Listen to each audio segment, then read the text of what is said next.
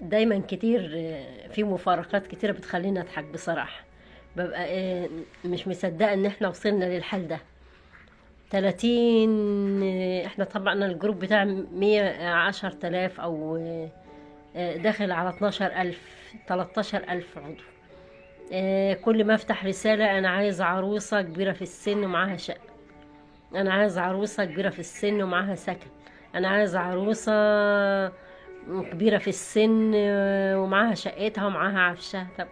طب وانت لازمتك ايه بقى لما عايز عروسة معاها شقتها ومعاها عفشها ومعاها حاجتها؟ انت فين القوامة بتاعتك بقى؟